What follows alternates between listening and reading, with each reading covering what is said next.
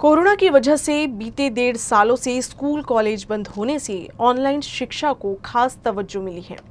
हालांकि ऑनलाइन शिक्षा हासिल करना किसी चुनौती से कम नहीं है। स्मार्टफोन नहीं होने की वजह से नागपुर की एक छात्रा ने ऑनलाइन क्लास अटेंड नहीं करने का दर्द एक खत के माध्यम से अपने से साझा किया। खत वायरल होने के बाद अब छात्रा की मदद के लिए कई हाथ आगे आए हैं। की मला खूप अडचण होत्या आणि माझ्या घरच्यांची पण माझ्या घरच्यांचा रोजगार गेला आहे आणि मी रिचार्जचे पैसे पण भरू शकत नाही आहे। नागपुर की रहने वाली ये है इशिका भाजी। बीते 1.5 सालों से ज्यादा के वक्त से नागपुर में स्कूल कॉलेज बंद है, जिससे पढ़ाई वर्चुअल तरीके से चल रही है। इशिका भी उन बाकी बच्चों की फहरिस्त में शामिल है जो अपने मोबाइल फोन से ही ऑनलाइन तालीम हासिल कर रही हैं। लेकिन इशिका के लिए ऑनलाइन तालीम हासिल करना आज जितना आसान है, लेकिन हमेशा से ही इतना आसान नहीं रहा है। घर के आर्थिक हालात खराब होने से इशिका के ऑनलाइन शिक्षा के लिए स्मार्टफोन नहीं था, लिहाजा भी ऑनलाइन क्लास अटेंड नहीं कर पा रही थी। और इन्हीं मसलों की जानकारी इशिका ने अपने भावपूर्वक पत्र के माध्यम से स्कूल के प्राध्यापक नीलेश सोनटक्के को बताई।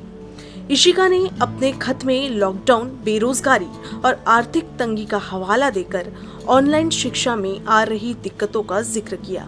जेव्हा ऑनलाइन क्लासेस सुरू झाले तेव्हा मी अधूनमधूनच ते जॉईन करत होते आणि मग मला म्हणजे रिचार्जसाठीही पैसे नव्हते आणि ते मग मी सरांना कळवलं माझ्या क्लास टीचरला आणि त्यांनी म्हटलं की तू सरांना कळवायला पाहिजे।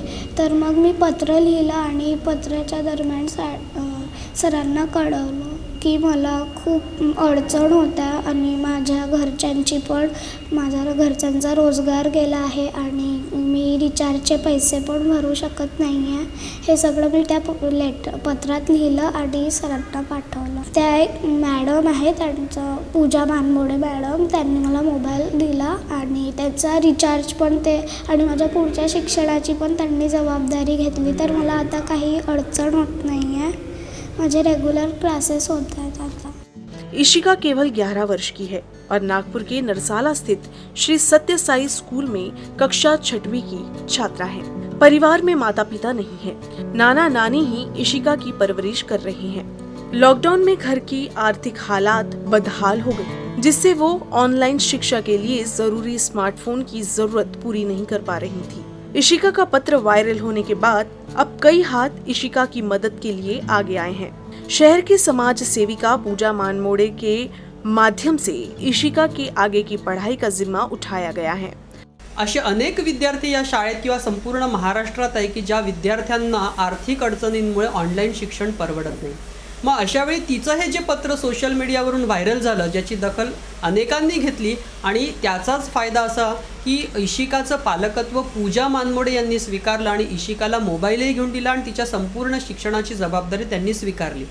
त्यासोबतच पारसमल पगारिया फाउंडेशननं आपल्या शाळेतील 54 असे विद्यार्थी होते की ज्या विद्यार्थ्यांना रिचार्ज करणं शक्य नव्हतं आणि त्यामुळे त्यांच्या ऑनलाईन शिक्षणात बाधा येत होती, अशा 54 विद्यार्थ्यांना 3 महिन्याचा रिचार्ज पारसमल पगारिया फाउंडेशननं करून दिला आणि यापुढे सुद्धा त्यांना रिचार्ज ते करून देणार आहेत। त्यासोबतच शाळेत असे 18 विद्यार्थी होते की ज्या विद्यार्थ्यांजवळ मोबाईलच नव्हता।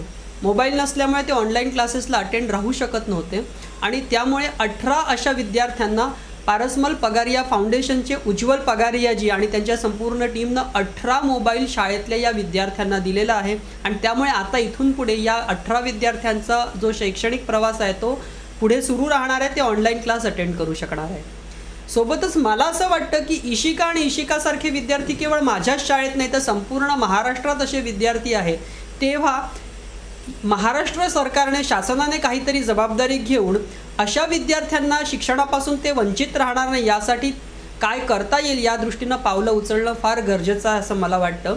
अभी ये कोविड के इसमें क्या हो गया है कि ऑनलाइन एजुकेशन, ऐसा घर में भी बच्चे हैं तो उनको ऑनलाइन एजुकेशन के लिए दिक्कतें इतनी आती है कि बच्चों के पास यानी पेरेंट्स के पास मोबाइल भी दो रहने के बाद भी उनको घर में बच्चों को मोबाइल नहीं दे सकते। तो इसके वजह से सरकार ने कुछ तो भी इनके लिए कुछ करने को ना, क्योंकि ये 1 साल हो गया, अभी 1.5 साल होते आ रहा है और काफ़ी समस्याएं अब बच्चों को इतनी तकलीफ हो रही है ऑनलाइन एजुकेशन में, तो सरकार ने इसके ऊपर कुछ सोचने को होना, ये मेरा कहना है। कोरोना, लॉकडाउन, बेरोजगारी और इन तीनों से उपजी आर्थिक बदहाली से आम आदमी बेहाल है। ये कहानी केवल इशिका की नहीं, बल्कि विदर्भ के ऐसे कई बच्चे हैं जो बेहतर स्मार्टफोन या नेटवर्क की कमी के चलते ऑनलाइन तालीम से महरूम हैं। हालांकि कई ऐसी संस्था है जो ऐसे बच्चों के बेहतर भविष्य के लिए आगे आए हैं। ऐसे ही स्कूल छात्रों का जिम्मा पारसमल पगारिया फाउंडेशन द्वारा भी उठाया गया है। पारसमल पगारिया फाउंडेशन की ओर से श्री सत्य साई स्कूल के 18 बच्चों को स्मार्टफोन जबकि 54 छात्रों को रिचार्ज की सुविधा मुहैया कराई है। बहरहाल कोरोना के बाद से ही स्मार्टफोन की कमी या बेहतर नेटवर्क के अभाव से ऑनलाइन तालीम हासिल करना किसी चुनौती से कम नहीं है। हालांकि कुछ गैर सरकारी संस्थाएं हैं जो इन बच्चों के लिए आगे आई हैं, लेकिन प्रशासनिक स्तर पर कुछ खास पहल होती नहीं दिख रही हैं। ऐसे में जरूरी है सरकार को आगे आने की, ताकि इशिका जैसे अन्य बच्चे ऑनलाइन शिक्षा से महरूम ना हो पाए और वे सभी तालीम के पद पर आगे बढ़ते रहें। जितेंद्र खापरे के साथ फैजल खान, UCN न्यूज, नागपुर।